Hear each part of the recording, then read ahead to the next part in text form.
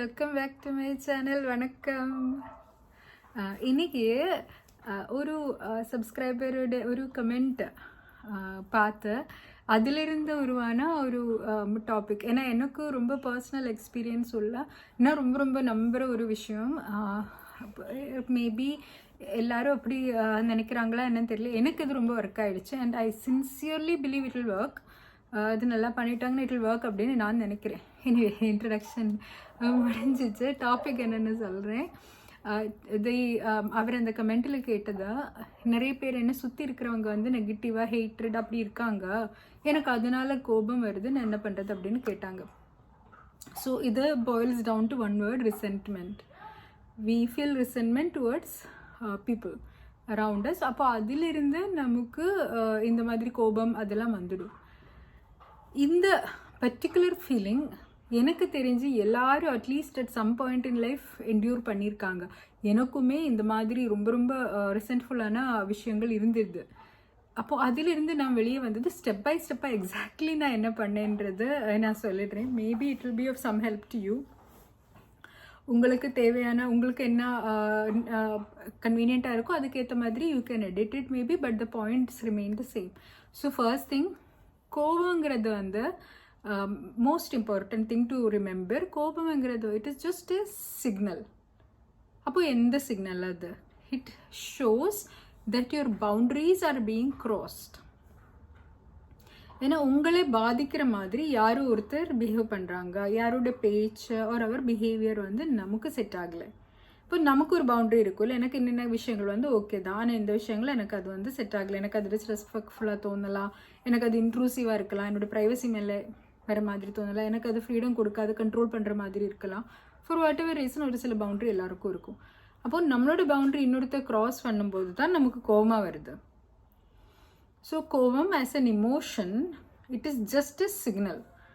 நம்ம அதுக்குள்ளே போய் என்ன சொல்கிறது, we don't have to fall into it, go into its depths and become controlled by it. It is very easy to be controlled by anger, but the truth is that it is not there to tell you how to behave. அது நம்ம எப்படி பேசணும், எப்படி நம்ம behave பண்ணணும்னு காமிக்கிறதுக்காக அது வரல. அதுவும் வந்திருக்கிறது இந்த ஆளோட பிஹேவியர் இல்லைன்னா அவரோட பேச்சு நம்மளோட வேல்யூஸுக்கு, நம்மளோட பவுண்டரிஸுக்கு அப்பாறானது, நம்ம மீறுது அப்படின்னு நமக்கு தெரிய வைக்கிறதுக்கு தான் இந்த emotion. It is just a signal. அந்த ஒரு சிக்னல் பார்த்த உடனே நம்ம அது சொல்கிறது மாதிரி போய் ரொம்ப ரொம்ப என்ன சொல்கிறது, புல் மாதிரி கண் தெரியாத மாதிரி போய் எல்லாருக்கும் சத்தம் போட்டு பிரச்சனை பண்ணி அப்படி இப்படி போனதுலேருந்து யாருக்கும் எந்த பிரயோஜனம் இல்லை. It is not the intention of this particular emotion. இது நம்மளை ஹெல்ப் பண்ணுறதுக்காக வந்த ஒரு இமோஷன். நம்ம அதுக்குள்ளே ரொம்ப இன்வால்வ் ஆகி டீப்பில் போயிட்டாங்கன்னா அதுக்கப்புறம் என்ன பண்ணணும்னு it is not a wise emotion which will tell you what to do. It is not. அப்போது அது சும்மா பிளைண்டாக போய் புஷ் அவே அப்படின்னு. அதோட ரெஸ்பான்ஸ் என்னென்னா, if somebody is crossing it, overwhelming ஃபோர்ஸில் அதை வந்து கணிக்கணும் அப்படின்றது தான். That is all it knows. நம்ம அதோட வழியே போயிட்டோம்னா we will do exactly that. Either நம்மளோட பேச்சு ரொம்ப அதிகமாகிடும், ஒரு நம்மளோட பிஹேவியர் ரொம்ப அதிகமாகிடும். கொஞ்சம் கழித்து நமக்கு வந்து ஐயோ வேண்டி இருந்தது இல்லை, நம்ம கோவப்பட்டுட்டோமே, நம்ம அப்படி பேசினோமே இப்படி பேசினோமேன்னெல்லாம் தோணும். நம்ம தான் நம்மளை ரிக்ரெட் பண்ணும். ஆனால் it will B too late. So anchor வரும்போது this is difficult, but it will come with practice. We need to understand it is a signal. It will show you where your boundaries are being pushed. அப்போ அதுக்கு நம்ம ஒரு response கொடுக்கணும். ஒரு reaction கொடுக்கறது ரொம்ப easy. இப்போ அது சும்மா கோவப்பட்டு சத்தம் போடுறது தான் யாராலே முடியும். சின்ன குழந்தைனால கூட அது முடியும். அது ஒன்றும் பெருமை கிடையாது. நான் பெரிய ஹாட் டெம்பர்ட்னு சொல்கிறது ஒரு பெரிய அச்சீவ்மெண்ட் எல்லாம் ஒன்றும் கிடையாது. It just means that you have not evolved enough to respond. இப்போ நம்மளோட இமோஷனல் மெச்சூரிட்டி வரும்போது we will respond. So how do you respond? You respond by enforcing the boundary and removing yourself from this. ஒருத்தர் வந்து நம்மளோட boundary மீறுறதா இருந்து நமக்கு கோபம் வருதுன்னா we have to communicate it. இது this is my limit, இது மீறக்கூடாது. This we have to communicate very clearly. இதுக்கு பேட் லாங்குவேஜ் தேவையில்லை, இதுக்கு பேட் வேர்ட்ஸ் தேவையில்லை, இதுக்கு கோபப்பட்ட டோன் கூட தேவையில்லை. ஆக்சுவலாக மோர் effective is if you don't repeat it 1000 times. நமக்கு கோபம் வரும்போது நமக்கு என்ன தோணுன்னா, இவர் இது ஒத்துக்கிற வரைக்கும் நான் சத்தம் போடுவேன், நான் எவ்வளோ லவுடாக வேணோ பேசுவேன், நான் இதே திருப்பி திருப்பி சொல்லிகிட்டே இருப்பேன். அவர் அதை ஒத்துக்கிற வரைக்கும் நான் ரொம்ப சத்தம் போட்டு நிறைய தடவை சொன்னதுனால யாராவது ஏதாவது ஒத்துக்கிருக்காங்களா? இந்த ஹிஸ்ட்ரி ஆஃப் ஹியூமன் கைண்ட் அப்படி பண்ணுறாங்களா? இல்லைல்ல. அப்போ அவங்களும் தான் சத்தம் போடுவாங்க, இல்லைன்னா அவங்க ஓடி போயிடுவாங்க. இதெல்லாம் நமக்கு இல்லைன்னா they will gaslight you. So how do you do it? What is the best way to do it? The thing to do is that just because somebody is pushing your boundary doesn't mean that immediately you have to become an emotional wreck. அது தேவையில்லை. We can still be in control of our own emotions. நம்ம ரொம்ப ரொம்ப ரொம்ப gamma we can communicate that this is not okay. அதுக்கப்புறம் we have to be very clear in our mind that what is the consequence for crossing this. இந்த boundary cross பண்ணால் depending on the boundary whether it is something huge or something small, there will be consequences. Huge boundaryனா ஒரு வேளை அவரே நம்ம லைஃப்ல இருந்தே நம்ம cut பண்ணி விட்டுடலாம், or we may go to court or we will seek a legal solution. அப்படி ஏதோ serious action எடுத்துக்கலாம். சின்ன பவுண்டரியாக இருந்தீங்கன்னா we will tell them and until they correct it they will not be allowed access to us. We are not available to them. நம்மளை respect பண்ணாத ஆள்களுக்கு நம்மளோட மேலே access கொடுக்க வேண்டிய அவசியம் இல்லை. அது நான் திருந்துறேன்னு சொன்னாலுமே நான் திருத்தி காமிக்கும்போது அங்கே தான் your actions will speak louder than your words. So if they are willing to genuinely understand that okay, that boundary was crossed and I won't repeat it, nothing wrong in accepting them back into your life. These things happen. நம்மளும் தெரியாமல் யாரோட boundary cross பண்ணிடலாம், and when they tell us we have to correct இல்லை, நம்மளும் course correct பண்ண, nothing wrong in that. நம்மளோட boundaryயாக இருக்கணுன்ற அவசியம் இல்லை இன்னொருத்தரோட boundary. So we may also inadvertently just cross it and அவங்க கோபப்படலாம். அப்போது நம்மளும் வந்து we need to understand okay, I understand that this is not okay with you, it will not happen again. It was not intentional னு சொல்கிறதுல எந்த தப்புமே இல்லை. It is a classy way, graceful way to respond. And on the other hand, if somebody is crossing your boundary, you will tell them firmly but very politely. Because the moment you lose your calm, நீங்கள் எப்போ அந்த கோவத்துக்குள்ளே போகுதோ அப்போ you become the person in the wrong. அப்போது வந்து you lose control. அதுக்கப்புறம் the entire conversation will be about the words you said in anger or how you responded. The original incident will be forgotten. இப்படி நடந்ததுனால தான் நான் கோபப்பட்டேங்கிறது எல்லாரும் மறந்தே போயிடுவாங்க. எல்லாரும் என்ன சொல்லுவாங்க, நீ கோபப்பட்டு அப்படி சொன்னீங்க இல்லை இப்படி சொன்னீங்களே அப்படின்னு சொல்லுவாங்க. ஒரிஜினலி நடந்த விஷயத்தை எல்லாருமே மறந்தே போயிடும். இது வழக்கமாக எல்லா பக்கமும் நடக்கிறது தான். அப்போது நம்மளுக்கு ஏதோ ஒரு சுச்சுவேஷன் மேலே கண்ட்ரோலாக இருக்கணும்னா நம்மளோட பேச்சு நம்மளோட ரியாக்ஷன் நம்ம கண்ட்ரோல் இருக்கணும். It will happen slowly but it will happen if you consistently apply this. Like ஒருத்தர் வந்து பண்ணும்போது சின்னதாக இருந்தால் கூட நம்மளோட இமீடியட் ரெஸ்பான்ஸ் ரொம்ப ரொம்ப கோபமாக அவரே எப்படியாவது புஷ் தம் அவேன்னு வந்தால் கூட அது பண்ணாமல் will just stand firm. We don't have to push. Will tell this is my boundary, don't cross it. If you cross it this is the consequence. இது நம்ம சொன்னதுனால மட்டும் இல்லை, you have to enforce it in the sense that நான் எனக்கு இது பிடிக்கலன்னு சொல்லிக்கிட்டு ஆனால் எந்த நடவடிக்கை எடுக்காமல் நம்ம இருந்துட்டோம்னா அவர் அதை பண்ணிகிட்டே இருப்பாங்க. நம்மளோட வார்த்தைக்கு வந்து மதிப்பில்லை. நம்மளோட வார்த்தை is just a signal to tell that we have already told this to you. நான் இது சொல்லிட்டேன்ல அப்படின்றதுக்காக மட்டும்தான். But our behaviour is what will truly show our boundary to people. இப்படி பண்ணால் I will do this, I will remove myself, என்னோட good energy, என்னோட goodwill, என்னோட ப்ரெசன்ஸ், என்னோட ஹெல்ப், என்னோட effort, this will not be given, I will not be accessible to you. or whatever is your response. நீங்கள் என்ன response கரெக்டுன்னு நினைக்கிறீங்களோ you do that. They have to correct it. And people who really value you, உங்களுக்கு மேலே நட்பு இருக்கிறவங்க, உங்களுக்கு மேலே அன்பு வச்சுருக்கிறவங்க, they will correct it. இப்போது உங்களுக்கு ரொம்ப ரொம்ப பிடிச்ச ஒருத்தர் வந்து நீங்கள் பண்ணது சரியா இல்லைன்னு சொல்லிட்டாங்கன்னா நீங்கள் ஐயோ தப்பாயிடுச்சு சாரின்னு சொல்லிட்டு சரி பண்ணுவீங்கல்ல. அதே மாதிரி உங்கள் மேலே நிறைய நட்பு அன்பெல்லாம் வச்சுருக்கிறவங்களும் சரி பண்ணுவாங்க. அது இல்லாதவங்க போகட்டுமே. உங்களை மதிக்க முடியாத, உங்கள் பவுண்டரிஸுக்கு ரெஸ்பெக்ட் கொடுக்காத, உங்களுக்கு மேலே கோபப்படுற ஒரு நபர் உங்களுக்கு எதுக்கும் தேவை? அவரை வச்சு என்ன பண்ண போகிறீங்க? அப்படி இருக்கிற ஆள்கள் எல்லாம் விட்டு விடுறது நம்ம நிம்மதிக்கு நல்லது. And we have to protect our peace at all cost. That is the most valuable thing we have. நம்மளோட நிம்மதி is, if something will cost you your peace, it is too expensive, we can't afford it. அதுதான். But this is only part 1, how to deal with anger. But the core issue is the resentment. Now this resentment உள்ளிலிருந்து பெருசாகி we will feel like you know we can't really bear it. அந்த மாதிரி வரும். ஆக்சுவலாக the reason why when I was thinking about it, when I was having resentment against somebody and ரொம்ப நாள் கழிச்சு கூட அப்படி பண்ணிட்டாங்க இப்படி பண்ணிட்டாங்க, and I was thinking in my mind, then I thought, why எங்கே இருந்து why what is really bothering me? நான் உள்ளுக்குள்ளே உட்காந்து I try to do some self work to become more aware of what exactly is happening. ஏனென்றால் one thing I totally believe is that the answer to our problems is not with somebody else, it is with us. இது எனக்கு ரொம்ப ரொம்ப genuine belief இருக்குது. So how can I sort this out on my own அப்படின்னு நான் நினச்சேன். I was thinking about it. So I thought எனக்கு இவ்வளோ ரிசென்ட்மெண்ட் வர்றதுக்கான காரணம் அவர் இப்படி பண்ணும்போது நான் I did not stand up for myself. I did not speak up for myself. I did not enforce my boundaries. I was a pushover. அவருக்கு பிடிச்ச மாதிரி நடக்கிறது அந்த டைமில் I may have verbally protested, but I didn't do anything about it and they kept on doing it. அப்படி தான் உள்ளுக்குள்ளே இந்த ரிசென்ட்மெண்ட் பில்ட் ஆகிடுச்சு. I did not send a clear message or take any action affirming my boundary. நான் என்னோட boundary protect பண்ணலை.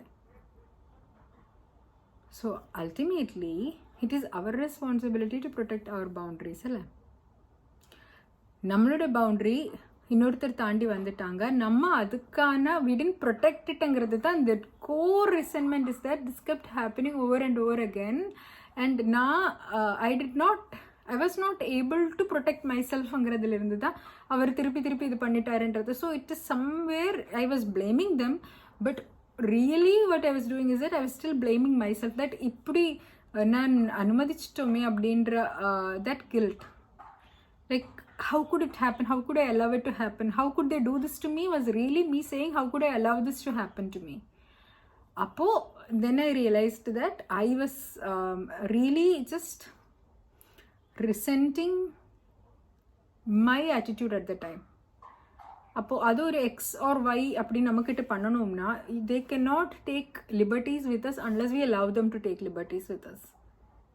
நம்ம அனுமதிக்காமல் யாருக்கும் நம்மளை அட்வான்டேஜ் எடுக்க முடியாது. So why did I allow people to take advantage of me அப்படின்னு நான் நினச்சேன். and then I felt that the resentment that is built up inside me is that நான் இப்படி அனுமதிச்சேனே and also a fear நாளைக்கும் இதே நடக்குமே அப்படின்ட்டு. So I did two things. One thing is, நான் ஃபஸ்ட்டு பேசின மாதிரி I realized what was the boundary that was being crossed. எந்த பவுண்ட்ரி க்ராஸ் பண்ணதுனால எனக்கு இது பிரச்சனை வந்துச்சு. and I decided I will enforce this boundary at all points. நான் என்னோட இன்னர் சைல்ட் that scared குட்டி நமக்குள்ளே இருக்கும் இல்லை, அதுக்கிட்ட சொன்னேன், இல்லை இன்னுமே இப்படி நடக்காது, நான் இருக்கேன், நான் பார்த்துக்கிறேன். இது நமக்கும் நம்ம சொல்கிறது it may sound very silly, but it is not silly. all of us have that inner child and it needs reassurance. அதுக்கு நம்ம தான் சொல்லணும், இல்லை நேற்று இருந்த மாதிரி இல்லை, இது அரை மணி நேரம் முன்னாடி இருந்த மாதிரி கூட இல்லை, இப்போ நான் இருப்பேன், I am strong, I will take care of you, you don't worry. I know you are signaling that this may happen again. Your fear is just a signal to me to protect myself, but I am capable of protecting myself, don't worry about it. அப்படின்னு we have to reassure myself. That is one part of it. And the second part is what happened. அன்னைக்கு அது நல்லதாக நடந்திருந்தாலும் கெட்டதாக நடந்திருந்தாலும் it is in the past. It is not going to come back. இத்தனை நாள் ஒருத்தர் நம்மளோட boundary மீறியாச்சு doesn't mean that இனிமே மீறிட்டே இருப்பாங்க, நம்ம அனுமதிக்கும் அப்படின்ற அர்த்தம் இல்லை. இத்தனை நாள் மீறலைன்னா அதுக்கு அர்த்தம் இனிமேல் ஒரு காலம் மீறவும் மாட்டார் அப்படின்னு அர்த்தம் இல்லை. So if it is in the past, it belongs in the past, it does not belong within me. So I sat, it was like a meditation வேணால் சொல்லலாம். it was a lot of internal work. it was not even one session, multiple sessions until I was fully out of it. I sat through it and I experienced all of the instances in the நிமிஷம் இப்படி பண்ணது. it was harmful for me, it felt bad. So then I healed that moment. like I was telling myself, இப்படி அன்னைக்கு நடந்துச்சு, it will never happen again. this particular boundary was crossed, it will never be crossed again, but it is okay that you allowed it to cross. நீ உனக்கு அன்னைக்கு உன்னை boundary, உங்களோட boundary உன்னால் காப்பாற்ற முடியல, அது பரவாயில்ல. அன்னைக்கு இருந்த நீ இன்னைக்கு இருந்த நீ இல்லை. now you are grown, you are wiser, you are better and you are stronger. You will protect yourself. And it was okay that அன்னைக்கு இருந்த situationல you thought it was better for you to, like you couldn't afford to lose that person, or you couldn't afford to lose but to become like an assertive person அந்த நிமிஷம், or you were just a fearful person, whatever reason. ஏதோ ஒரு காரணத்தாலே at that moment you reacted in a way which allowed them to walk all over you, and that resentment kept building. ஒரு காலம் resolved ஆகாத unresolved issues, all of these issues were primarily problems of my boundaries being crossed. So I took each one of them I sat with them in my mind and I healed myself. I healed and I let go. I healed and I let go, because there is no point in carrying all of this. இதெல்லாம் எடுத்து ஒரு லக்கேஜாக எடுத்து என் தோளில் வச்சு நான் நடந்துகிட்டே இருக்க வேண்டிய அவசியமே இல்லை. It is only harming me. அவர் நாளைக்கு வந்து ஐயோ இப்படி ஆச்சோ, நான் இது சாரி அப்படின்ட்டு ஒவ்வொருத்தர் எனக்கு எங்கெங்கெல்லாம் ரெசன் இருக்கோ அவங்க எல்லாம் வந்து என்கிட்ட சாரி சொல்லுவாங்களா? ஒன்றும் இல்லைல்ல. அவர் இதான் யோசிச்சுட்டு இருக்காங்க இல்லை. அப்போது நான் இதை எதுக்கு யோசிச்சுட்டு இருக்கணும்? ஆல்ரெடி அதனால வர வேண்டிய கோபம், கஷ்டம் இதெல்லாம் எனக்கு வந்துச்சு. அதுக்கு மேலே இன்னும் இப்போ நல்லா இருக்கும்போது இப்போவும் நான் இது யோசிச்சு கஷ்டமாக இருக்க வேண்டிய அவசியம் இருக்கா? இல்லைல்ல. So I have to heal. So I thought of each circumstance and I thought of what boundary was being crossed. நான் என்னோட மைண்டில் வந்து I will protect this boundary, I will protect my peace. And it was okay that அப்படி நடந்துச்சு. I couldn't protect myself. It is okay. I will let that go. It was in the past. It will never happen again. It is just a learning. I will take the learning with me to this future, to this present moment. But I will leave the pain, the anger, the frustration, everything in the past, because that belongs in that era. That it is a different timeline. It is not what is happening today. அன்னைக்கு நம்மளால சரியான response கொடுக்க முடியலன்ட்டு இன்னைக்கு சந்தோஷமாக இருக்கும்போது நம்ம ஆக வேண்டிய அவசியம் இல்லை. அதெல்லாம் அப்போ we have to take that moment and we have to sort it within ourselves. நம்மளாம் நமக்கிட்ட we have to be kind to ourselves, gentle. அன்னைக்கு உன்னை காப்பாற்ற முடியல, பரவாயில்ல, it is okay. Everybody sometimes allows other people to cross their boundaries. Sometimes people will make mistakes. நம்மளோட growthங்கிறது வந்து we are learning to be better people இல்லை. So at times we will fall or falter. It doesn't matter. You do it, I do it, everybody does it. It's fine. ஆனால் what matters is that we improve. அன்னைக்கு ஒரு தடவை அப்படி தப்பு நடந்துச்சுன்னு மரணம் வரைக்கும் தப்பு நடந்துகிட்டே இருக்க வேண்டிய அவசியம் இல்லை. So that happen once, it will never happen again. We have to be very good at reassuring ourselves and enforcing it in the present and in the future. And எப்படி பண்ணணும்னு தெரியலன்னா நீங்கள் யோசிக்கணும், எப்படி என்ன பண்ணலாம், எப்படி இந்த பர்டிகுலர் பவுண்டரி க்ராஸ் ஆகுது, எப்பவும் வழக்கமாக நடக்குதுன்னா எந்த மாதிரி சொல்லலாம். What is the best sentence that I can frame which is respectful to myself and which will clearly indicate that no, this is not okay. You can actually just say that this is not okay, this behavior is not okay with me, nothing wrong in that. அதுக்கப்புறம் அவர் இது பண்ணிட்டாருன்னா என்ன பண்ணலாங்கிறது that is up to you to decide. How important is this boundary for you? If it is something ரொம்ப வருஷமாக இருக்கிற ரெசன்மெண்ட் இருந்தால் it is a very important boundary for you. அவர் உங்கள் மேலே மதிப்பு, மரியாதை, நட்பு, அன்பு எல்லாம் வச்சிருக்கிறவராக இருந்தீங்கன்னா when you bring it up they will listen. But when you bring it up, அவர் பவுண்டரி கிராஸ் பண்ணும்போது you can bring it up. போக இத்தனை நாள் அது பண்ணியாச்சு, இது பண்ணியாச்சுன்னு ஒரு லாண்ட்ரி லிஸ்ட் எடுத்து வர வேண்டிய அவசியமே இல்லை. Let bygones be பைகான்ஸ்.